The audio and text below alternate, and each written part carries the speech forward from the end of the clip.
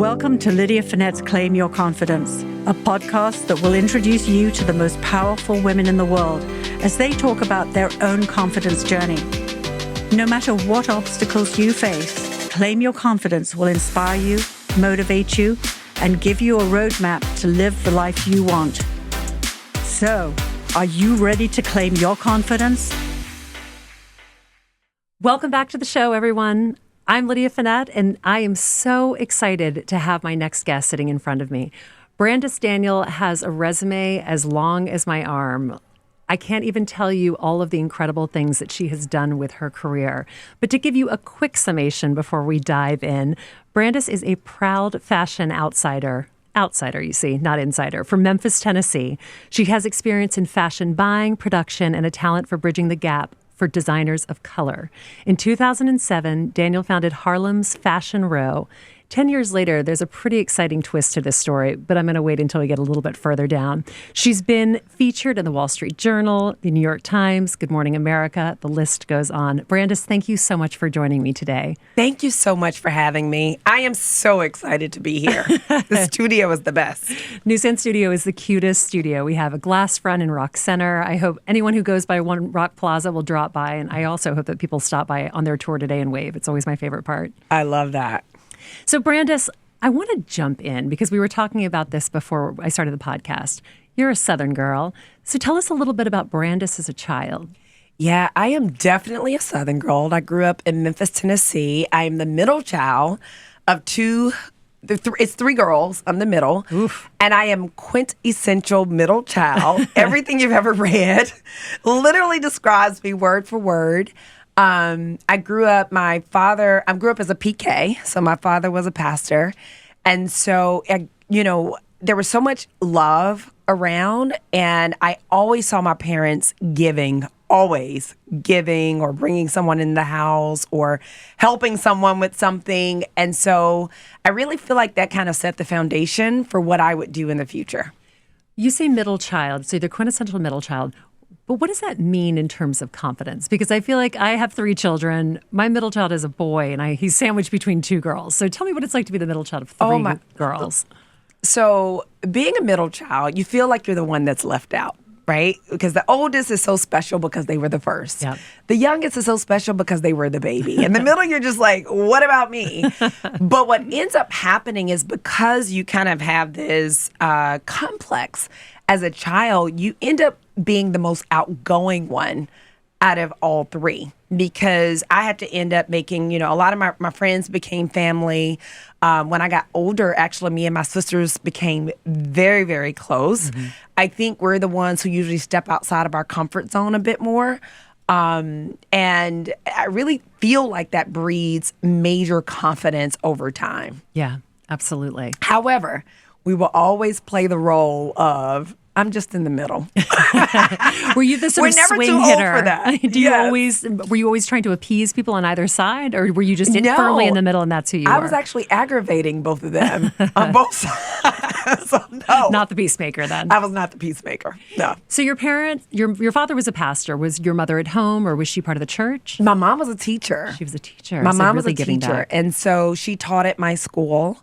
And what was really interesting about kind of watching my mom's journey is that when we all went off to college, my mom decided to also go off to college for her master's. Amazing. And so she moved from Memphis, still married to my dad, to go get a second degree. And then she did it a second time to get another degree to another school. And I just look back at her and I'm like, oh my goodness. She was incredible. Incredible. I took it for that much granted. schooling, but also to show you that path. Yes. It was amazing. She always downplays her accomplishments, but I'm like, Mom, what women, I don't know a woman that does that, that's married and go, I have this dream of going off to school for this degree, so I'm going to do it. And I do feel like generationally, that's something we might see more now. But certainly when your mother was a mother, I don't think that was something that you probably were looking around and seeing any other moms doing. Absolutely not. That's amazing. So education was just a huge part of your life. It was. And obviously a huge focus. So you stayed in Memphis through high school. I stayed in Memphis through high school. I went to college in Chattanooga, Tennessee. Chattahoochee, I believe, is the nickname for it. Yeah. Was there, graduated with a degree in fashion merchandising, came back to Memphis. My best friend was dealing with a major health issue, and so I wanted to make sure that she was out of the hospital. And after that, I moved to Atlanta. Now, I knew I wanted to move to New York way before I moved to Atlanta, but New York felt so far and foreign to me. I didn't know anyone who had ever visited. I didn't know anyone who lived here. And so I felt like Atlanta was just a lot more in my reach. And then spent some time in Atlanta. My company closed that I was working for. I moved back to Memphis, which is like a horrible situation, as an early 20-something, because everyone's like, oh, you're back.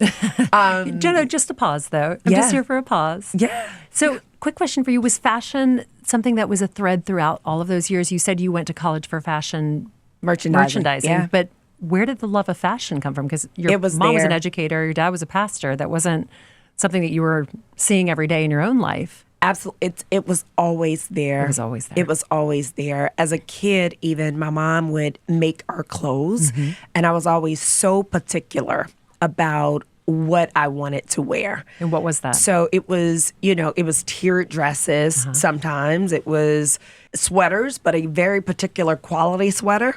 And my make mom it cashmere or nothing. No, not cashmere, but I always wanted something that felt good. My mom always said, "You have such expensive taste. Like, where'd you get this from?" And I had an aunt who would subscribe to like Harper's Bazaar and Vogue, and she was the only one in my family that subscribed to those magazines. And I would go to her house and just get lost in these magazines. It was almost like transporting me into another world. And so I think the challenge was that I had no idea I could actually make a living doing this, but the love was definitely always there. And it was always there. Yeah. And so what did your parents say when you told them that you were going to go to college for fashion merchandising? Well, I went to college for pre-med to start, which makes it worse, yeah, right? That actually is. I would have loved to have been a fly on the wall during that phone conversation. Exactly. It makes it a lot worse. They were very upset, actually, when I told them I was changing my major. And my mom, who is my biggest supporter, just could not believe that I was making that switch. And what type of job was I going to get with that degree? And I understand, because now, everyone's like, I want to work in fashion, and they know about different jobs. No one at the time was really majoring in fashion. Yeah, so no social media. It's basically what you're reading in a magazine, period. Absolutely. Yeah. Absolutely. And so that was hard. But again, going back to being the middle child, there was something in me that said, there's something here. Yeah. And this is the path that I have to go on for myself. Yeah. So you're in college. You go back to Memphis because you thought you had the job in Atlanta. It did not work out. What happens? I'm in Memphis. I am working for a temp service. I am filing papers during the day. And you're thinking, this is not for me. And in the evening, I'm working retail at Brooks Brothers. Okay. So a little fashion. A little fashion. Yeah. And so this guy walks up to me while I'm at the temp job, and I'm filing papers, and he looks at me and he says, "What are you supposed to be doing?" Who was this guy? He was one of the guys in the department that I was working for. And his name was O.C. Body. This? Why was it that you were just dressed in one of your fabulous outfits? What was the Lydia, impetus for I that? have no idea. I don't. He must have saw something else in me. Yeah. And when he said it, I knew what he meant. Yeah. And I just answered him and I said, I'm supposed to be a buyer. Because at the time, that was my goal. I want to be a buyer. And he said, well, why are you here? There's a corporate office here in Memphis. Have you sent them your resume? And I said, yes, I've sent them my resume, but I haven't heard back. He said, well, I used to work for West Point, and all I did was take in resumes and go, yes, no, maybe. Can I see your resume? He looked at my resume and he said, this would go in the no pile. Let me help you get it to the yes pile. Wow. And he had lunch with me like maybe 3 days in a row just to kind of like review. He would give me feedback. I would go back, make changes, sent the same resume, the updated resume to the same company, and they called me the same day.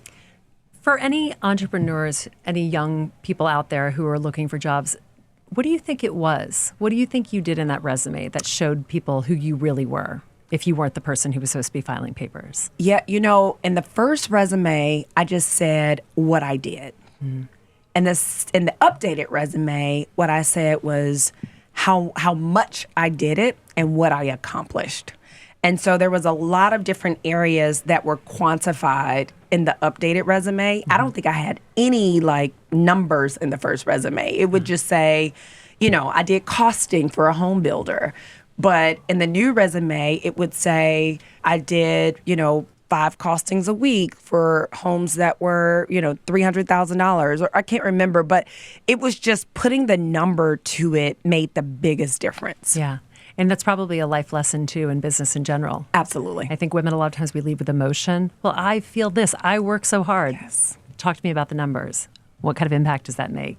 It's always something that people used to say to me when I was younger. And I thought that advice, it's the kind of thing that you hear it once and you never really forget it. So it's so true. Remember that if you're listening. It's so true. Your resume is gone from the no pile to the yes pile. You get the call. And where does that lead you next? So I end up working for Catherine's, which is a plus-size women's store. And I started out an allocation analyst. So I didn't get the job that I really wanted, which was to be an assistant buyer. But I had kind of made up, and this is my personality all the way, I kind of go to these extremes in order to box myself in.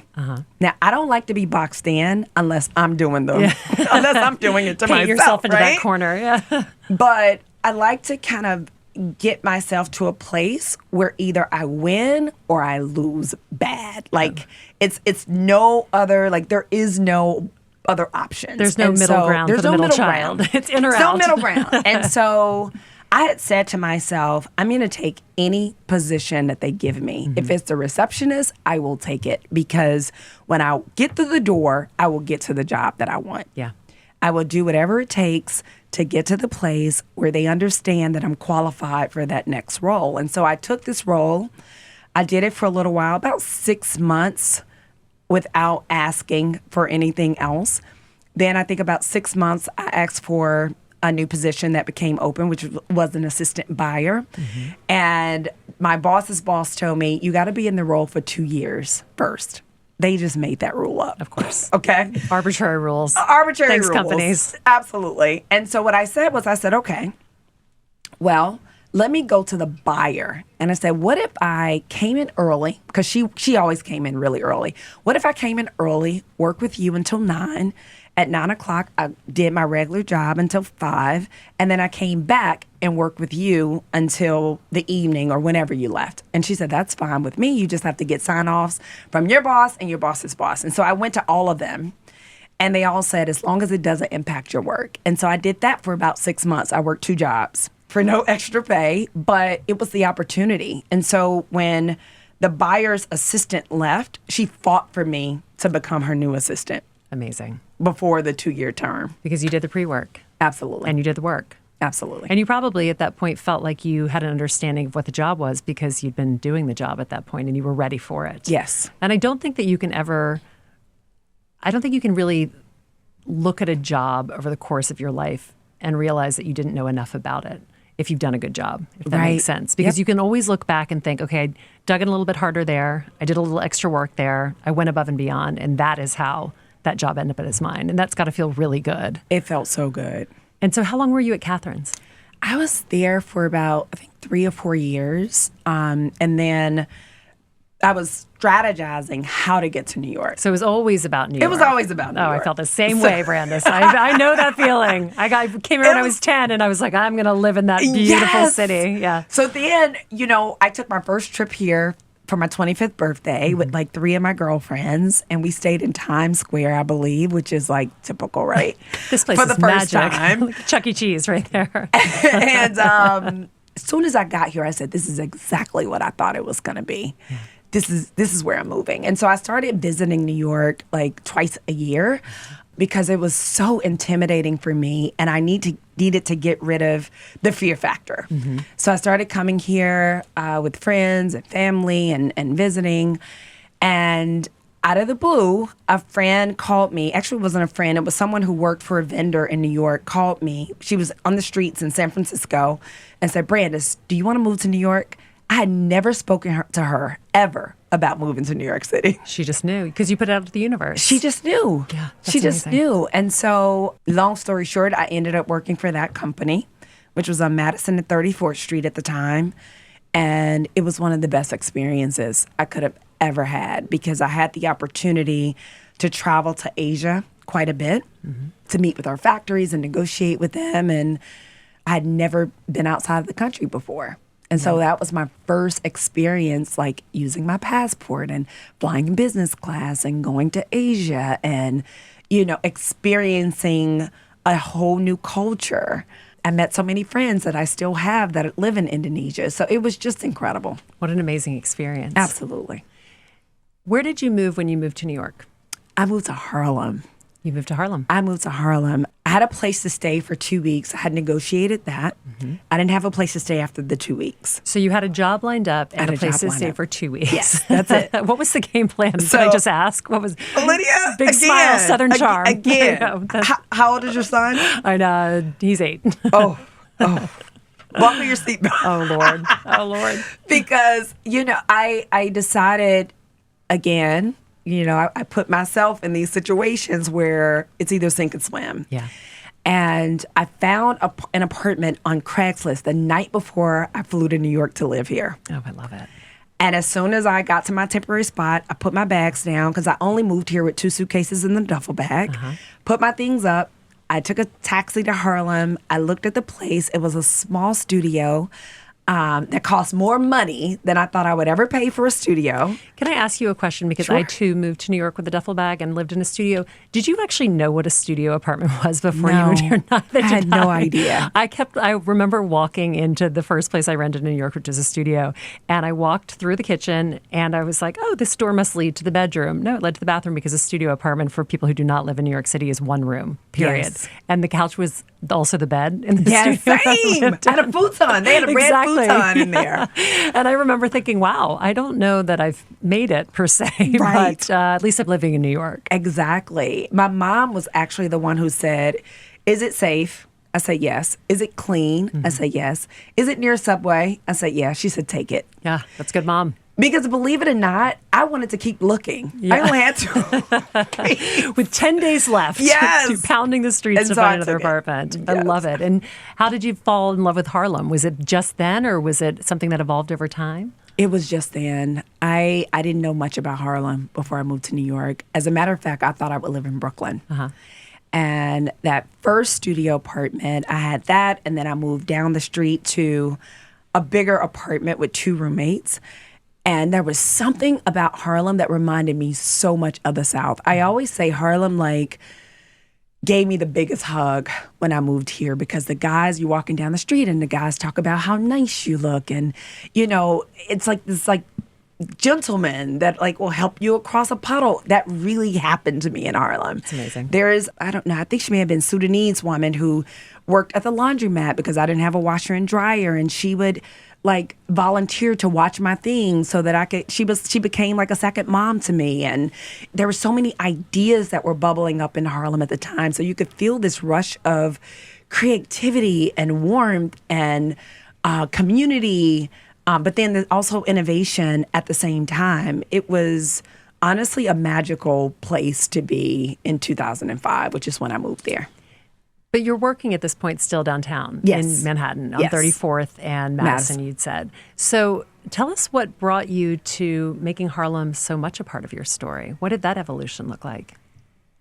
Oh, me and my friends started throwing events in Harlem. And so we started to meet so many other people. There were I had my favorite coffee shops that I would go to in Harlem. And at the time, you would go there, you would be working on your computer, someone else would be working, and then you guys would have a whole conversation about life. You exchange information. So it really was such a close-knit community. It's very difficult to even explain that because it's not a small place. Right. But it almost felt like this safe cocoon. Really, when I look back, it was the perfect place for me to move as a transition after leaving Memphis. And when you were down there, you also started volunteering at a boutique uptown. Yes. Is that correct? I did. So there were several high-end boutiques that were popping up in Harlem. around 2006, 2007. And so there was Biyoyama, there was a high-end denim, like Japanese, he sold like Japanese denim. There was another shop, Montgomery. There was Pieces who sold, she was almost like an intermix type of feel. And so they were all popping up at Harlem at the exact same time. And so I thought my dream was to own a boutique. That was my dream. So I asked the guy who was at the corner at Biyoyama, could I volunteer on the weekends? And so he said, sure. And so I went in, volunteered, and quickly realized that I did not like that. I did not like that experience. Half of learning about work is just realizing what you don't like and making sure that you don't do it right long term. Absolutely. And I loved his shop, and he was so great.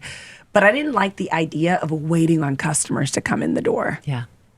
That for me was, I needed to be out doing something, talking to people, making things happen. And when you're just sitting in the store, there's none of that. There's none of that. So how did you make things happen? So I went to a fashion show in Brooklyn in 2007, May of 2007. And I'm there and I'm thinking, I want to do this in Harlem. And I just started planning it, like in my head, I was like, oh, I should have those boutiques in the first fashion show. And I kept just seeing like this vision of what it would be while I was watching this other fashion show. And so I went there with a friend, Camila, and she finished watching the show and she said, where were you? And I had gone to sit down because I could still see the fashion show, but I had gone to sit down because I was in a zone of sorts. Like I was in this place of just visualizing what this idea could be. And I started working on it, and I decided to set a date. And the date was August 17th, 2007, which was about 3 months after I got the idea. Yes. And you had nothing at that point. You didn't have nothing. No, absolutely nothing. But an idea and a date. That's it. Tell us about that first fashion show. The first fashion show is probably my favorite experience to date with HFR because there is nothing like having an idea, feeling a lot of conviction around that idea, and actually moving forward on it and seeing it come to life. That feeling, there is no other feeling like that. Like it is the most incredible experience I've ever had. But that show wasn't easy to make happen. Like every boutique that I asked to be a part of it, except the one I was volunteering with, told me no. And so I had to keep going back to convince them to say yes. So eventually 4 out of the 5 said yes. I didn't know makeup artists. I didn't know hairstylists. I didn't know models. I didn't know how to put a runway together. My friend who was an ER doctor in New York was like going to Home Depot the morning of the show to get wood. Saving lives at night, building your runway during the day. To get wood. Oh, God. From Home Depot on the top of a car. She still talks about how she was driving with her hands on top trying to make sure the wood didn't fall off. Oh, my goodness. We were painting the runway as people were arriving to attend the event. Oh, my goodness. There were so many things that went wrong, but it was a perfect event. It's amazing because my next question when I was thinking about this story was going to be, did you feel deflated or energized after it? But it's clear that you felt energized by it. Completely energized. And this was sort of your dream. This is 3 months in the making, but not really. This is really a lifetime leading up until this moment. Yes. And you called it Harlem's Fashion Row. I called it the New Renaissance Harlem's Fashion Row. Talk to me about the name. The New Renaissance was about what I saw happening in Harlem. It was musicians, and it was poets, and it was writers, and it was people who worked in different industries kind of coming together and collaborating and building relationships and friendships. And so I almost felt like there was like this new renaissance that was happening at the time. And Harlem's Fashion Row was actually in small letters. And so it's really, really interesting that that became the name of the company. I didn't know that I was choosing the name of a company. I thought I was choosing the name of an event. When you did this, did you realize that this was going to be something that took on a life of its own? Or after that evening, were you like, well done, Brandice? Glass of champagne. What did you do next? You went to FIT. Were you at FIT at this point, or did you go after this? I was at FIT. I was attending FIT at the same time. I knew during the planning process, I still have my journal from then. I love it. I should have brought it. You should have read from it, I know. Give us a summation. I still have my journal. And as I was moving forward with this, it was like my vision for whatever this would be was getting bigger and bigger and bigger. And so I was already thinking beyond the August 17th event. I was already in my journal. I literally have written that, this will be written up in major publications and we're going to be showing these types, like so much of what I wrote has happened. But did it happen right then? Oh, like no. That's okay. So that's what I was no. drilling down on, because I oftentimes believe, and I'll say this even in myself, like I have a vision for what I want. And sometimes I look around and I'm like, nobody else can see this, but I see it. And then as things over time start happening, and people are like, oh, wow, I can't believe that happened. I think to myself, oh, no, but this has been my plan all along. Yes. I've known that this was going to happen. I didn't know how it was going to happen, but I knew it was going to get there. So that first day, because I think a lot of entrepreneurs fall short after that first, they think it's the biggest triumph. And then the next day they're sort of like, oh, what next? I did that.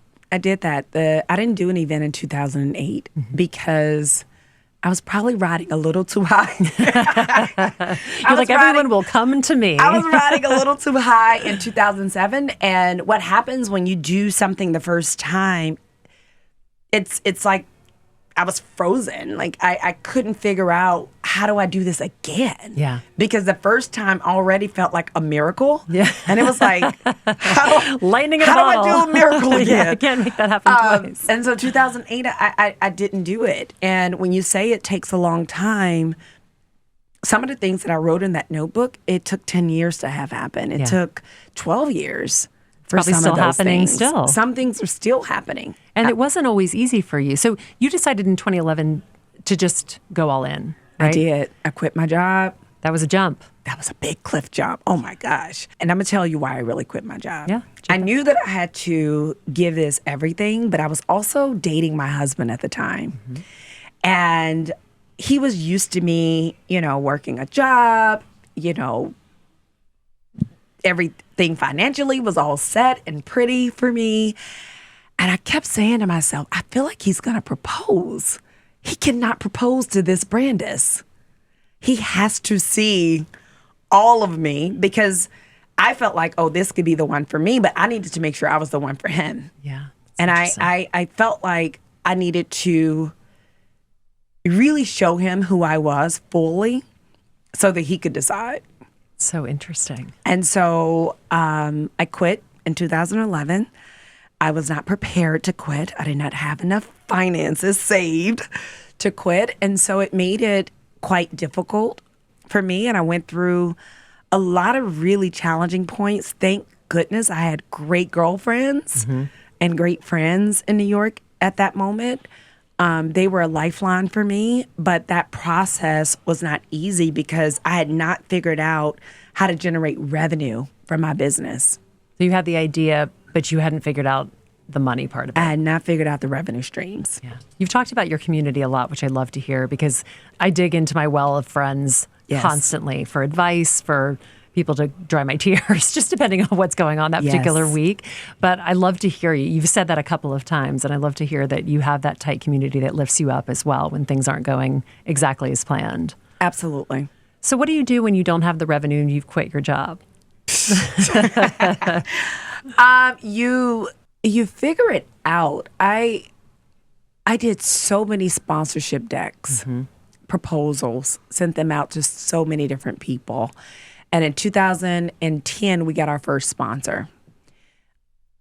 And that for me was a moment where I said, okay, it was a big, huge company.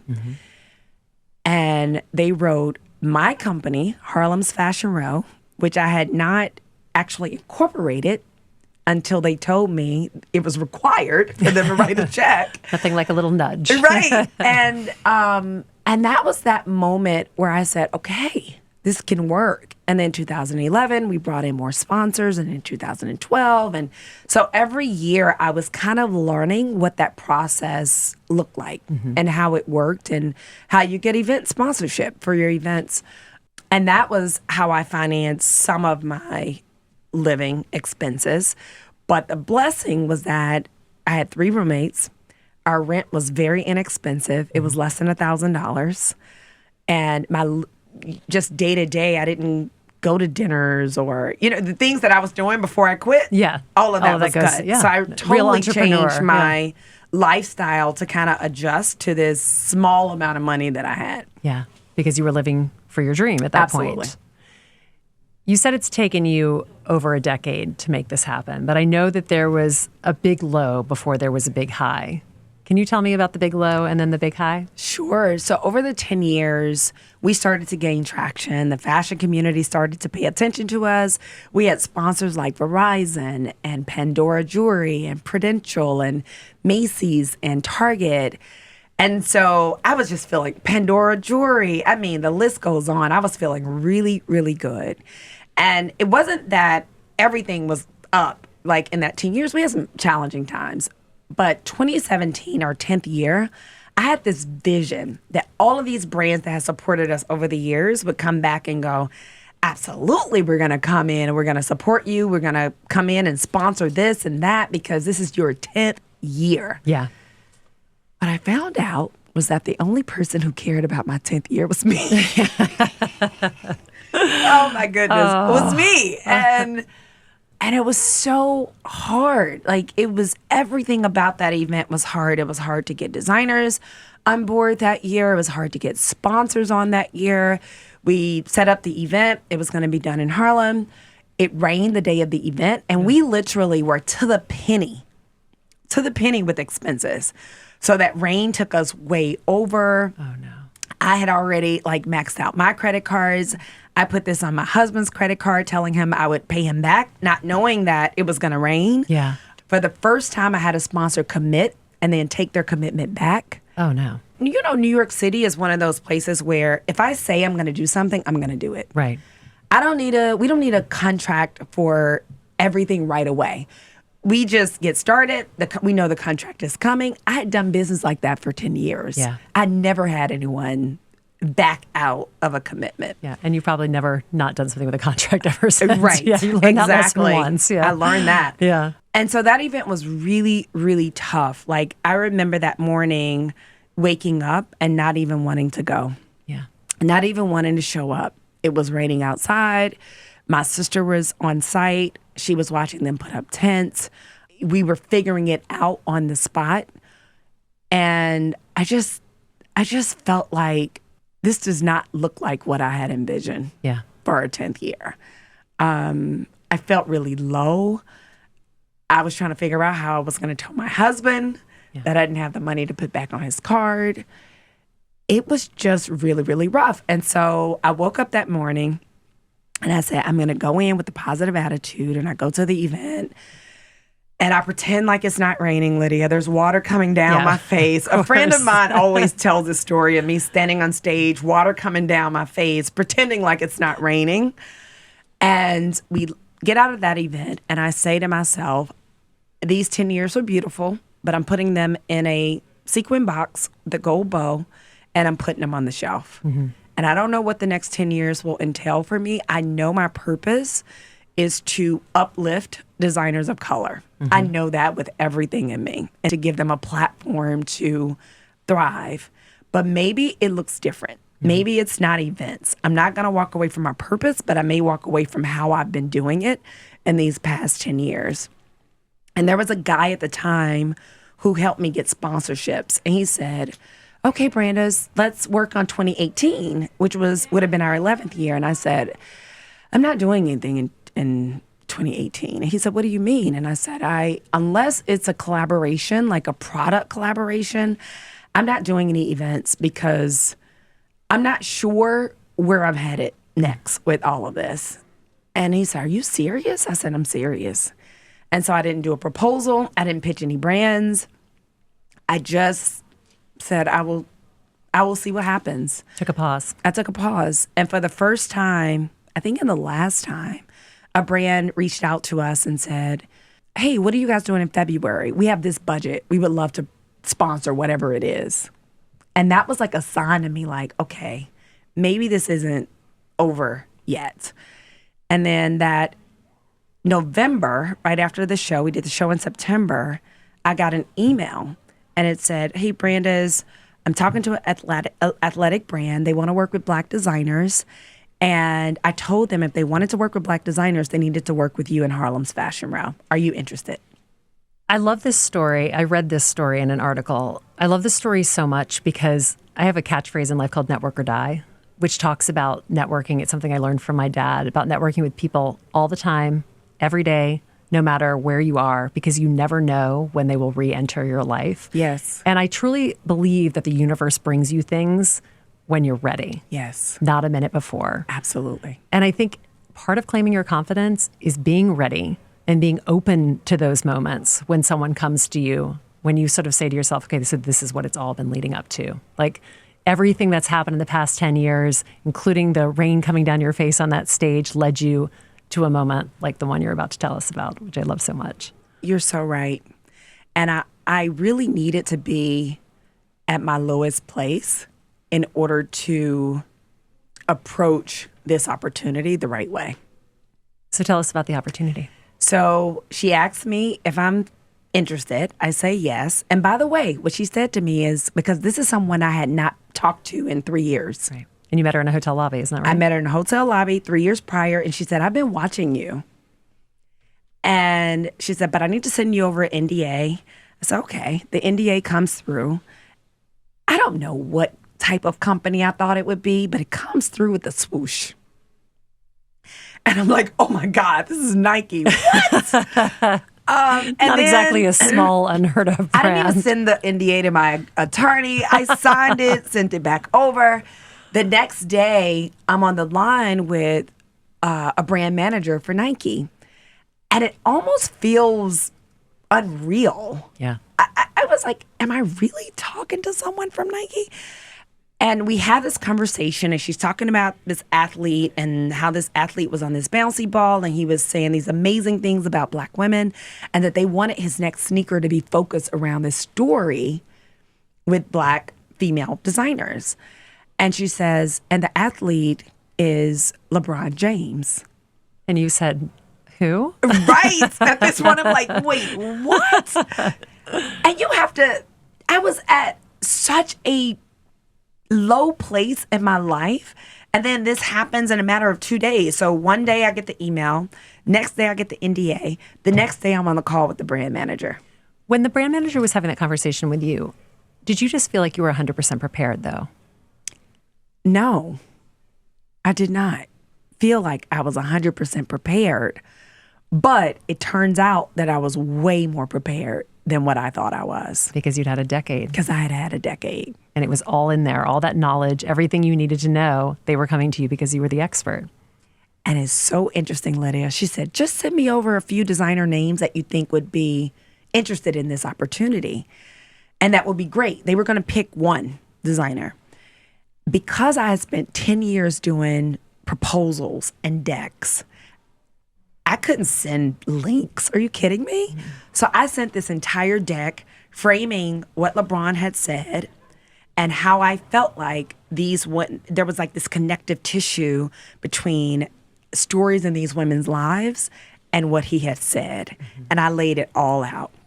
And the deck was beautiful. It was, parts of the designer's story. It was their work. It was who they had worked with. And I submitted 3 designers. And when they got that deck, they were all expecting something totally different. And they got it. And apparently they printed it out, put it up on a wall in a Nike offices and said, we can't pick just one of them. And they picked all 3. That's incredible. So everything you knew, you just handed them the perfect people. And tell us how quickly that collaboration sold out. Oh my gosh, that collaboration sold out in less than 5 minutes. It was incredible. It's amazing. I mean, congratulations. That story gives me full body goosebumps. It's just such an incredible story. But it's the kind of story that you work for your entire career when everything you've gone through leads to this moment, which then really becomes the platform that you've built for yourself. That's the crazy part. It's not a platform that someone gave you. You built that piece of wood from Home Depot on top of a car. And as a result of that, you are in the place where you should be at that time. And that for you has been a launching pad. So talk to me about not only what that brought to you in your own story, but how you've been able to give back. Because I know in 2020, you were able to launch an incredible program that's given millions of dollars back. Yeah, so that opened so many doors. After that, we did collaborations with American Girl, Banana Republic. We just dropped a collaboration last year with Jimmy Choo and Timberland. We worked with LVMH last year. And so it allowed us to do a lot of different things. In 2020, I was talking to designers and they were saying, Brandice, I don't know if I can keep my doors open. Yeah. And I had always had this idea that I would build a nonprofit that will give money to Black designers and to HBCU fashion departments. Those were kind of the two places where I felt like there was such a big need. But I thought, I don't know, 10 years from now, exactly. I'll do that. 25 years, yeah. But when 2020 happened, I knew I had to do something right away. And so I said, you know what? I'm going to start this nonprofit. And I called about 50 fashion friends, and we did a big virtual fundraiser for it. And I brought on all of the brands, our brand partners for 2020. I said, we'll gift you with this so that you can see what we can do from a virtual standpoint. And so they all came on board, and we did this event. Maybe a week later, I get a call from the CFDA, and they wanted to give us $1 million donation from the CFDA and Vogue. Anna Wintour puts me in her editor's letter, and I think it was the August issue 2020, which that opened more doors. Yeah. Gap Inc. then donates $500,000 for me to give to HBCU fashion departments the next year. And so it's so interesting because Icon 360, which is our nonprofit, it's just taken on a life of its own. And I'm still learning that world in the meantime. Like, I'm building the plane in the air. But it's incredible to be able to give to these fashion departments that have never gotten a donation before. About 9 out of the 10 departments that we gave money to had never received funding. Amazing. Ever. And so that has been amazing just to see what they're like. There's Clark Atlanta. They're here right now because of the scholarship fund. They're in New York visiting. They're going to American Girl to see the collaboration with HFR. I met them last night for dinner with Dapper Dan in Harlem. And so to see these students' lives and to see them light up when they get a chance to come to New York or when they're working with a brand, it makes everything so worth it. Yeah, I bet. And also, it must be so amazing for them to see you, to have seen this story and to understand what it took for you to get there. Because ultimately, all of this really started, if you think about it, because you wanted to raise the profile of people who were designing in a neighborhood that you love so much. And now you're able to help globally have fashion designers shown around the world because of the funds that you're giving them. Brandice, this has been such an incredible conversation. I have really enjoyed every second of learning about everything, and I feel like the time has flown by. Where can we continue to find you? What comes next? Fill us in on everything that you're doing. Yeah. We just launched a book, Fashion in Color. It's actually sold at Macy's, so it's on Macy's.com. It's an incredible book. Olivier Rustin, the creative director of Balmain, wrote the foreword and is dedicated to the 50th anniversary of hip-hop. And there are 26 designers of color that are featured in the book, A to Z. The artist who did all the paintings for the designers is a Brooklyn-based female artist who's incredible. And so we have that. And then we have HFR & Co., which is a shopping website for people who say, you know what, I want to shop and support designers of color, but I don't know where to find them. And so we partner with Nordstrom, Bloomingdale's, Macy's, and Shopbop. And now we've aggregated all of their designers of color into one platform. And then we have lots of other things coming up and events for designers. New York Fashion Week in September is like our big event. We're already working on that. But will that be held in Harlem again? It will be held in Harlem. Okay. And so, I don't know, this year feels like I'm walking into like a surprise party. I don't really have it figured out, but I feel like it's going to be an incredible experience. I have no doubt that whatever surprise party that you're walking into, it's going to be a good one. If the past 20 years of your life have been any indication, it'll be a lot of hard work, but the result will be life-changing for everyone involved. So Brandice, thank you so much for joining us joining me on Claim Your Confidence. There's no doubt to me that you have claimed your confidence, and I look forward to seeing what that looks like as you move forward in your own life and for everyone who is supporting you along the way. To everyone who's listening, thank you again for tuning in this week. I'm Lydia Fenet. This is Claim Your Confidence. A huge thank you to Joe, our amazing producer who stands back here. Brandice, he's also a great laugh track. Yes, I love it. When he's laughing, and to all the people who walked by as we've been on and waved in One Rock Center, please stop by Newsstand Studios. And I will leave you all with this one thought. What platform are you building, like the one that Brandice has built? What are you doing to put those pieces of wood together for yourself so that you're ready to jump when the opportunity arises? Shoot me a DM, shoot Brandice a DM. Let us know what you're doing in your life so we can support you too. I'm Lydia Fenet. This is Claim Your Confidence. I hope you'll tune in again next week. Thanks for being here.